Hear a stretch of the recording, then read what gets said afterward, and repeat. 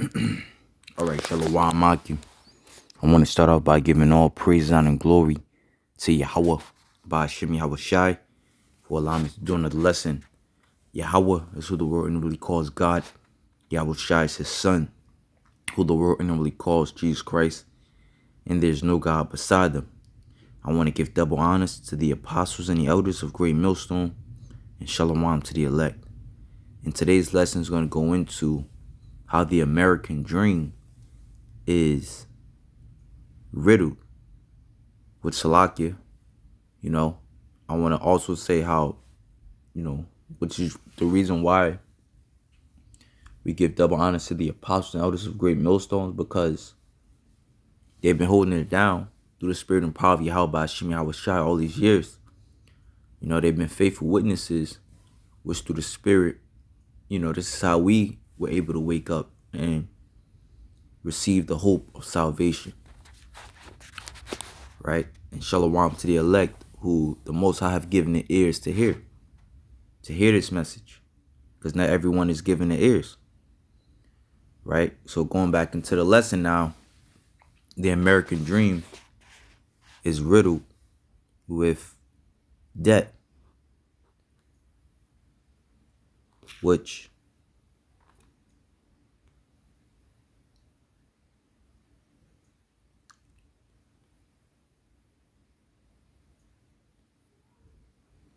the scriptures say, I'm trying to find it, Ecclesiastes 7 and 8, better is the end of a thing than the beginning thereof, and a patient in spirit is better than a proud in spirit. So through the spirit we see the end of this place, and that's important to know. Why? Because when you know how something went out, you know how it began. For example, like a wicked person that lives wickedly all his life, he's not going to die a peaceful death. Odds are he's going to die getting shot up.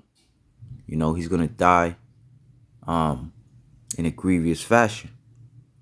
So how America, Babylon the great whore, goes out, this place is going to go out in a grievous fashion, because all its life, so to speak, it was ran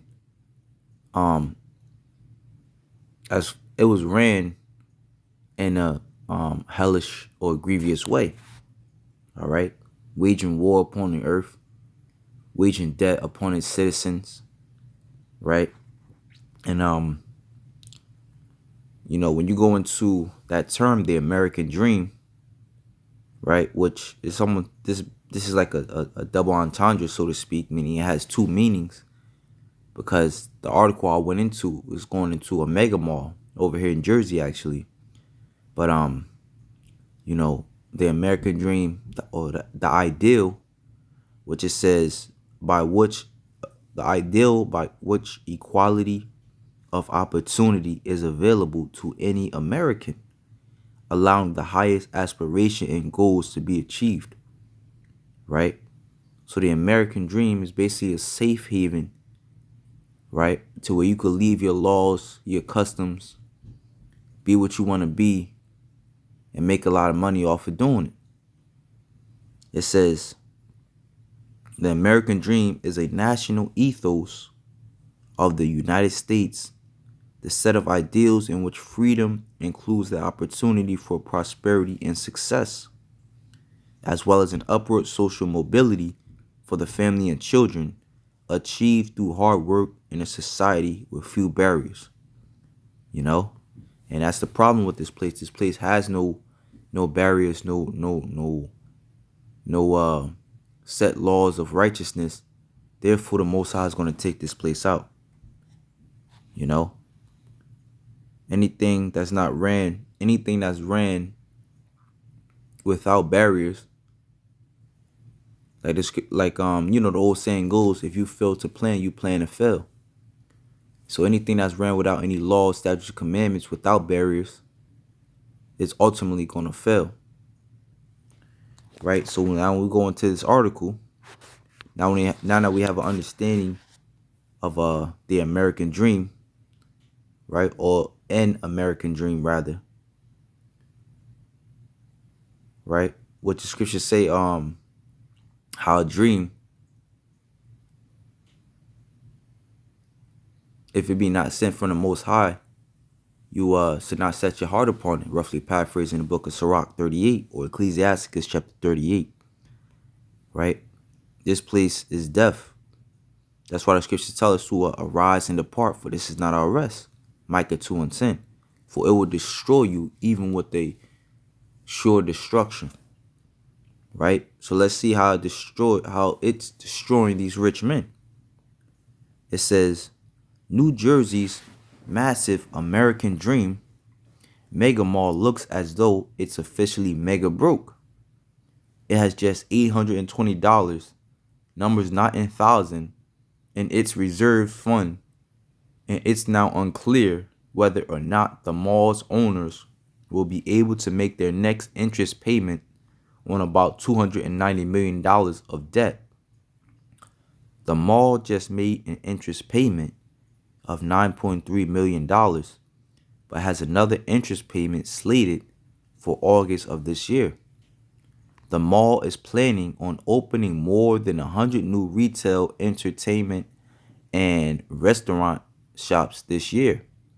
A spokesperson for the mall said the complex is about 3 million square feet and sits on 90 acres. It charges about $115 per day, passes for its water park, and about $80 passes for its indoor ski slope. Every mall needs one. But bond servicers Trimont Real Estate Advisors said this week that the mall wasn't offering mandatory updates on project expenses and performance, the report says. They wrote in a January 18th letter to the mall, while everyone appreciates the difficulties posed by the pandemic and the likelihood that grant revenue received now may not be sufficient to fully pay the bonds. That does not relieve the developer from responsibility to comply with its obligations under the various agreements. We noted in summer of last year that the mall was drowning in debt. We wrote that the mall saw its opening delayed more than once and suffered from the extremely unfortunate timing of the pandemic. Owners, the Gersmanian family, were having trouble preventing the mall from hemorrhaging cash, according to Bloomberg at the time, who also noted that the family had already hired advisors to help restructure the project's $3 billion in debt. Lenders, Slovakia. Let me go charge the phone real quick.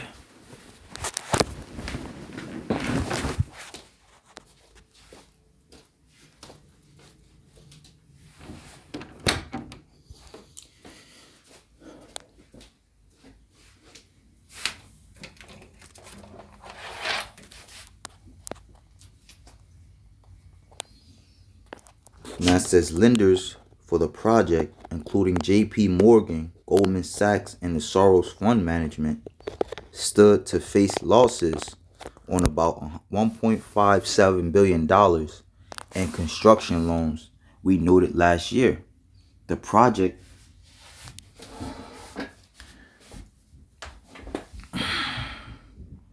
was carrying about $1.1 billion in municipal debt at the time. Neil Shapiro, a New York real estate attorney, said of the project last year, "It's been like watching a train wreck that goes on forever. There aren't a lot of projects that lose at least $3 billion that we're still talking about as projects." The Gersmanian family had already hired advisor Julian Loki Inc. and the law firm of Well, Gottshaw and Manges to help them with restructuring. The Gersmanian family had already pledged equity in two other malls, the Mall of America and the West Edmonton Mall, as collateral for their stake in the American Dream Mall. The company's $548 million equity stake in the American Dream Mall may now be at risk. Angie Solanke, director of the retail sales for Colliers, said last year that the family would get a chance to right the ship in a restructuring scenario due to their expertise in running malls. There's going to be at least one shot at letting the Gersmezians work it out. But now it looks like but now it looks like time may have just run out on that one shot. Right? So this place is done. As you see the picture, and it's a nice mall. However, if they understood what the scriptures say, I'm gonna grab that scripture probably in a little bit. How it says, "Go to now, you rich men, weep and howl, for your misery shall come upon you." Right? Because this is the end. This is the end, and the Most High has it out for Babylon the Great. All right, the place of great servitude for His people. As the scriptures call itself, this place spiritually Sodom and Egypt. And we understand how those two places went out, right? The great riches of those places could not save them from the destruction that was coming from above. So the destruction of this place is prophetic, and it will happen. And this is nothing new.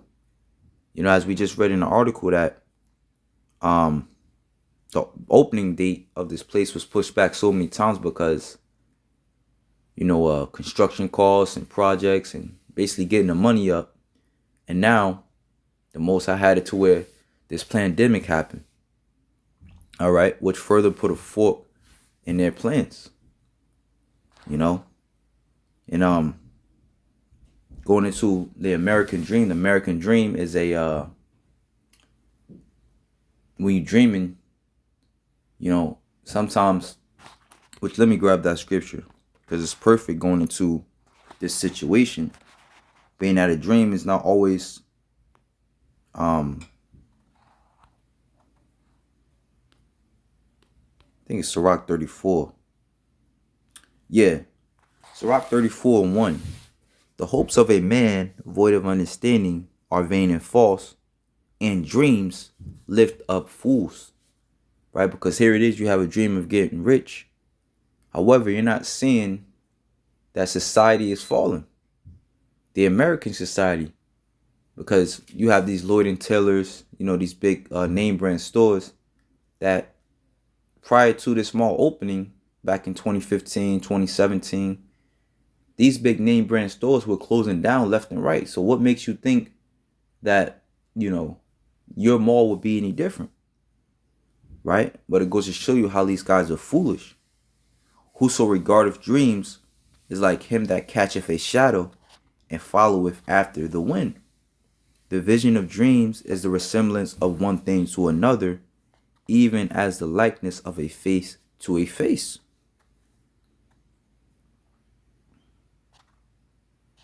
Of an unclean thing, what can be cleansed? And from that which is false, what truth can come?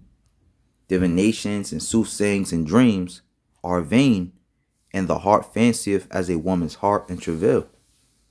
We all been there. You have a dream based upon your own worldly lust. However, you understand that it's not reality. You wake up and you go to work. You wake up. What your dream is normally, what you've been thinking about, blissful. All right, say if you're a person that wants to travel, you dream about traveling, or you're a person that loves women. You dream about beautiful women, having multitudes of beautiful women. However, you wake up to hell and you do what you got to do in this hell, in this society. All right. However, if you go and react upon that, you find yourself in a world of hurt. It says, the visions of dreams is a resemblance. No, Salakia. Verse 6. If they be not sent from the Most High in thy visitation, set not thy heart upon them. And how if they sent by the Most High, it's if it coincides with prophecy. Right? The American dream all right, does not coincide with what the Lord has for this place, which is death and destruction. Right? The scriptures say in Jeremiah chapter 51 verse 8, Babylon is suddenly fallen. Right? Jeremiah chapter 51 verse 6, flee out of the midst of Babylon and deliver every man his soul. Be not cut off for her iniquity, for this is a time of Yahweh's vengeance. He will render unto her a recompense. But according to the American dream, it tells you to come to Babylon, be all you can be, forsake your ways. Babylon had been a golden cup in the Lord's hand that made all the earth drunken. Right? Drunken off her philosophies. It says, the nations have drunken of her wine, therefore the nations are mad. You know, they drunk enough for wine, therefore the nations are mad. As the scriptures say in Revelation, is how he causeth all to basically buy his image that he's pushing out. All right, of the moles and, you know what I'm saying, hooking yourself up to the internet of things, how that's a more safer society. Therefore they are mad. They're out of their minds. And this is why a lot of these citizens are protesting, because they see the image coming to its fruition and they don't like what they see. You know, however, the leaders of the people, they still gonna push for it, because they under Babylon's spell, so to speak. All right, they receive the goodies of this place. You know, they receive maybe it might have been stimulus packages or bailouts from America, you know, so they in pretty deep. How the scriptures say the servant is borrower, or the borrower is servant to the lender. So it says, Babylon is suddenly fallen and destroyed. So here it is, you put all your eggs in this one basket, and the bottom of it drops out. Guess what? All your eggs gonna crack and be destroyed. So that's what it's like putting your heart into the American dream. All right, it's full of destruction and pain. How for her take balm for her pain? If so, she may be healed. We will have healed Babylon, but she is not healed. Forsake her, and let us go everyone to his own country, for her judgment reacheth unto heaven, and is lifted up even to the skies. Right, when them ICBM nuclear missiles hit this place. All right, and prior even to that, you know, it's going to be World War III. This place is going to be invaded, and it's going to be clear and evident, you know, that this dream is actually a nightmare. You know, that the American dream was nothing more than a nightmare. As a matter of fact, I actually worked there for a little bit, and the guys, you know, that was there doing the construction, a lot of them understanding, you know, a lot of companies went bankrupt working for them, working at that place. They call it the American nightmare, you know. So this is and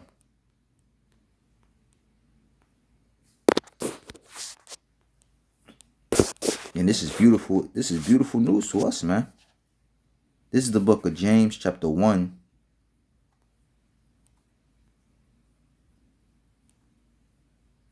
Verse 9. Let the brother of low degree rejoice in that he is exalted. Right? And that's us, because the scriptures say, Jacob have I loved and Esau have I hated. You know what? Let me grab that real quick, because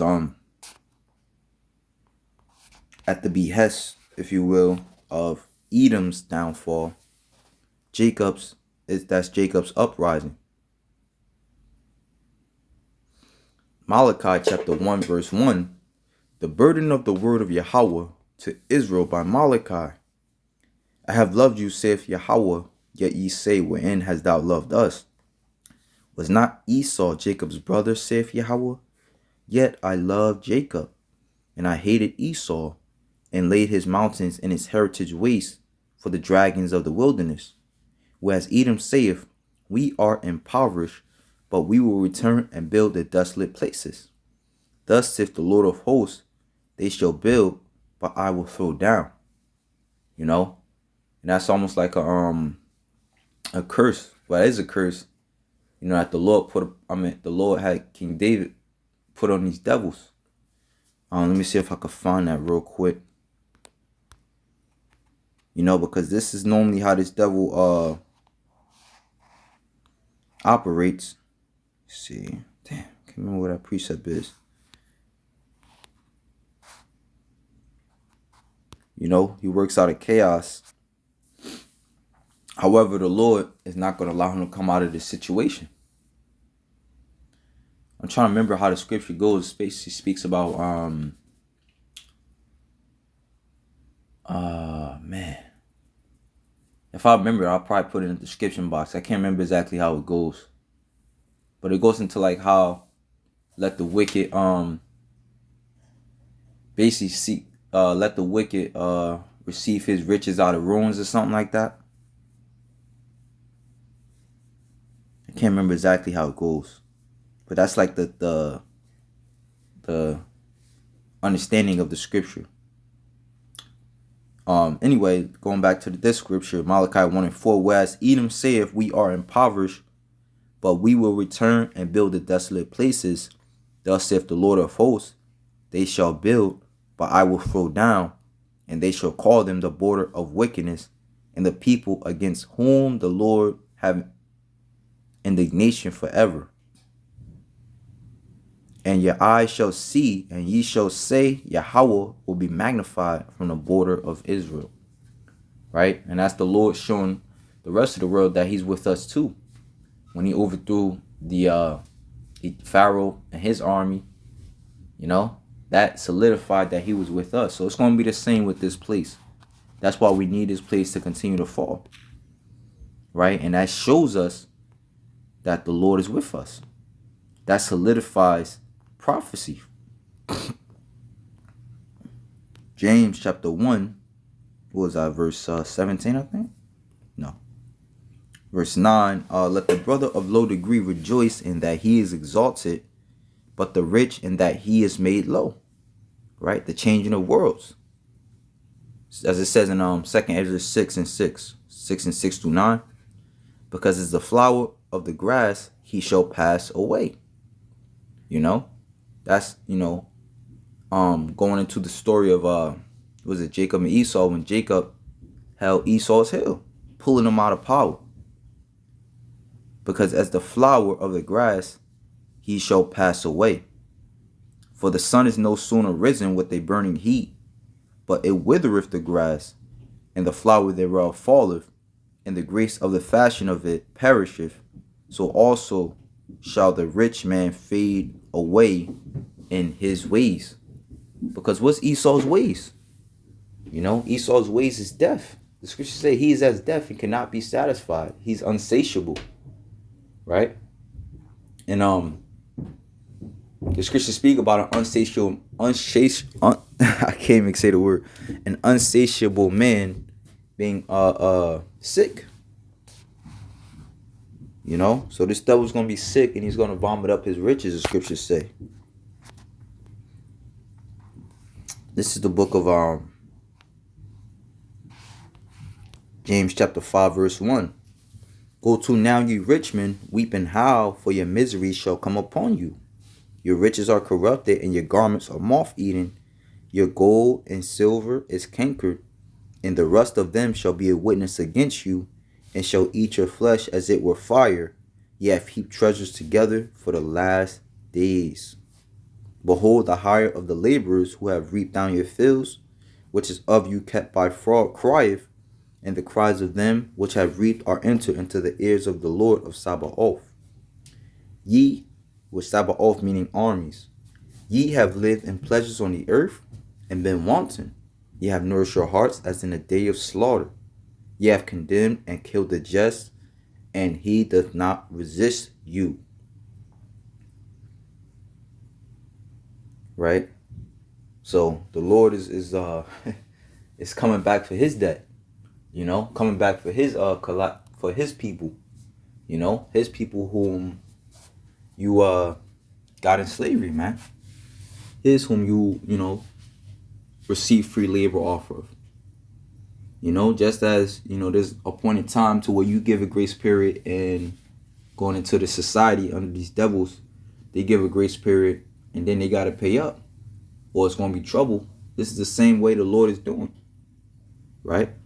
And it's going to be war, because this devil's not going to want to let us go. And it's going to be more hurt to him than it is to the Lord. Just as in the time of Pharaoh. Pharaoh didn't want to let the Lord's people go. So the plagues again got greater and greater. Until he said, you know what, get out of here. But hey, this devil's going to hold on to us as almost like a you ever see those videos, like an alligator trying to bite an electric eel. He's gonna do more damage to himself, if anything. Right? Last precept, Psalms chapter 37.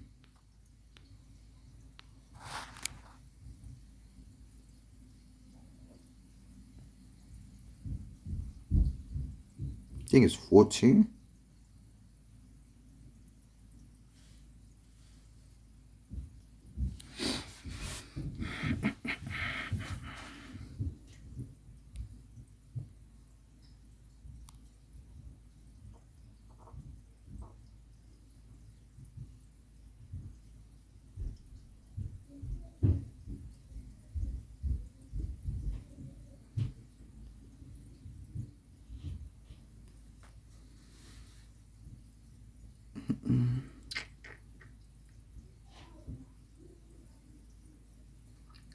And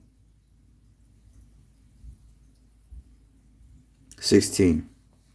A little that a righteous man have is better than the riches of many wicked. For the arms of the wicked shall be broken, but Yahweh upholdeth the righteous.